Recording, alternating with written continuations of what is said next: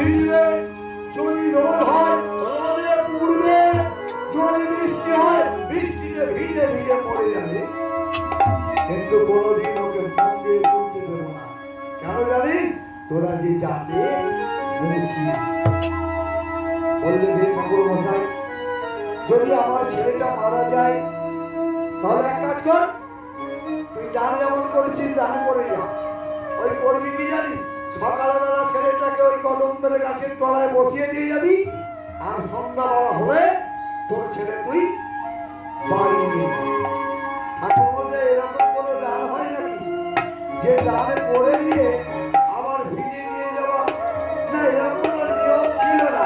তবে তোরা তো বুঝি, তাই তোদের জন্য আমি এই নিয়মটা করে দিলাম। মা মনে মনে ভাবলো যাক ভালোই হয়েছে, কারণ কি ছেলেকে দিয়ে একদম পেতাম না, অন্তত রাত্রি কাজটা তো ছেলেটাকে পাবো।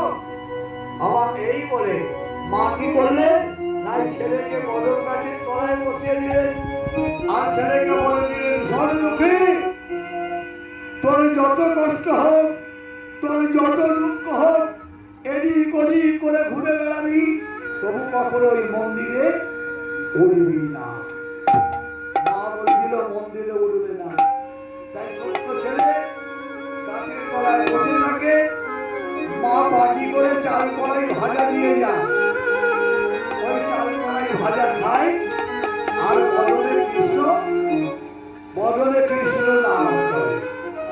এবার চাল কড়াই ভাজা খাচ্ছে, একদিন গেল, দুদিন গেল, 3 দিন গেল, সদা সর্বদা কৃষ্ণ নাম করছে। আবার একদিন চাল কড়াই ভাজা খেতে খেতে কৃষ্ণ নাম করছে। কেমন করে? কৃষ্ণকে সব কৃষ্ণকে সব